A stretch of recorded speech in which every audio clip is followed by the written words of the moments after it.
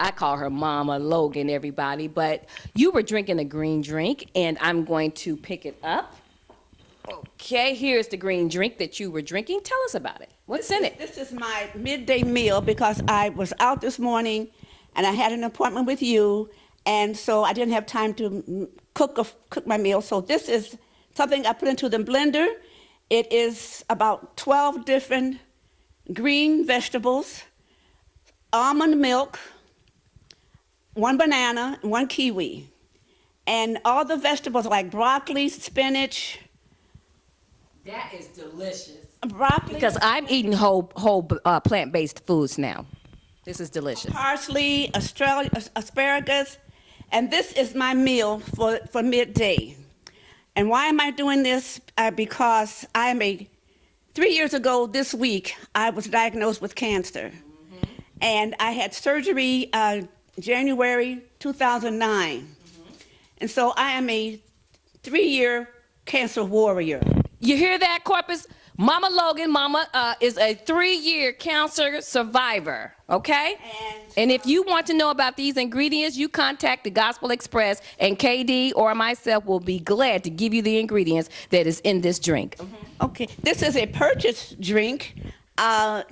You can get it, and you can mix it up with whatever fruits you want. Okay. You can get it at your health food store. Okay. And at being a 3-year survivor, I've always tried to eat right for the past 50 years. And after the cancer, I've tightened my belt, so to say, and I'm eating even healthier. Mm-hmm. I just recently celebrated my 76th birthday, and I give God the praise, the glory, and the honor. Me too. For that. God bless you. I do this, it's helping me to lose weight. Mm-hmm. I eat only 2 meals a day, and this is one of them. Okay. And I eat plenty of fruit, plenty of vegetables, steamed, baked, or raw. Okay. The best way to get your vegetables. Oh, I just love talking about whole foods, plant-based foods, just eating healthy, good nutrition. That's what that's what keeps. My pastor's wife, Sister Marva Lavelle, said that our body is the temple. It is. And our temple houses all of our ministries. Yes. Okay, so I advise you all to take care of your temple. But Mom, you have a powerful testimony. Would you mind sharing it? I'll share it with you. Go ahead. Briefly. As I said, 3 years ago this week, I was diagnosed with cancer.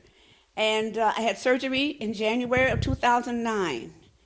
And I opted for, the doctor told me it was up to me and the family to decide on the treatment. It could be chemo or radiation, or neither. We chose, after much prayer, we chose radiation. And for 2 years, I was home free. Then after about 2 years and 3 months, it returned in a different location. And I went through radiation again.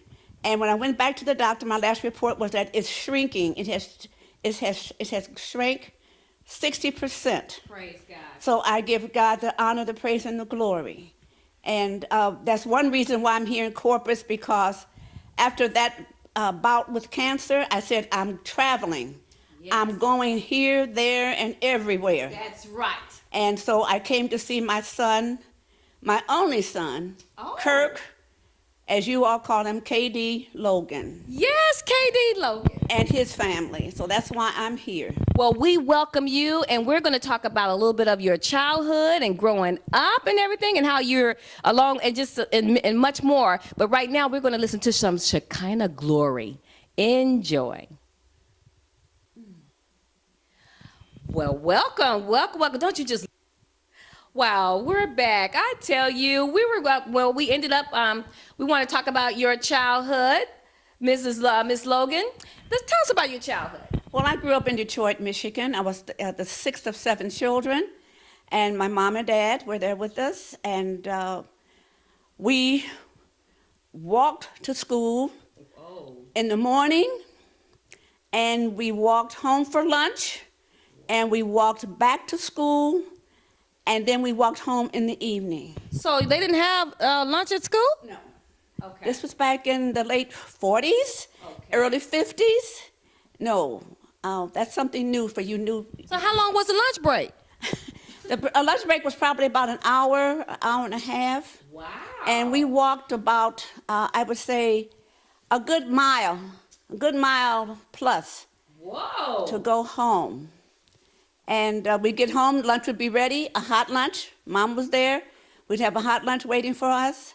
And we'd tell her some of our problems, and out the door, we're back to school.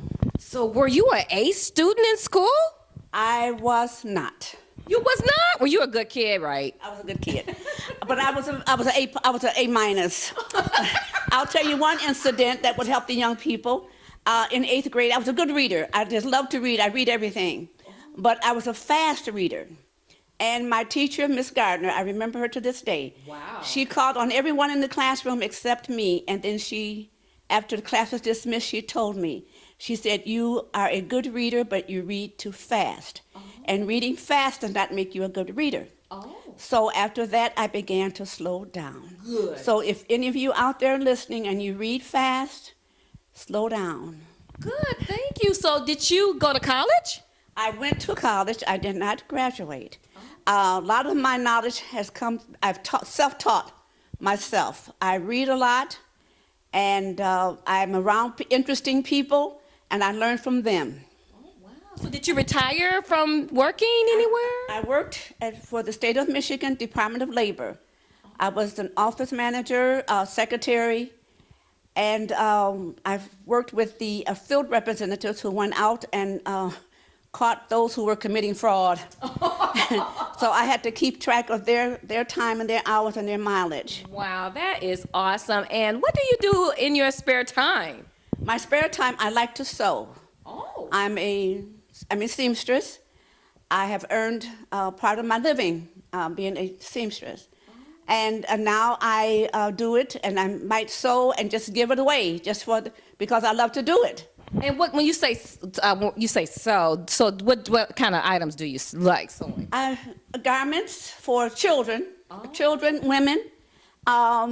Dresses, pants? Dresses, pants. Right now, I'm making pillowcases to give to homes for battered women and children. They're one-of-a-kind pillowcases, and they're called sausage pillowcase. You can go on Google and Google sausage pillowcase, and you can learn how to make it. It's something different. And I've got about 60 made when I go back home. I give them to the homes for battered women and children because the institutional pillowcases are all white. But this way, when they leave there, they'll have their own individual pillowcase because they're one of a kind. Oh, that's beautiful. So that's some kind of volunteering. That's volunteer. That you do. Do you do any other kind of volunteering? Yes, I volunteer. On that note, before we return to talk more about your volunteering efforts, we're going to listen to Bishop Paul Morton, "Cry Your Last Tear." Enjoy.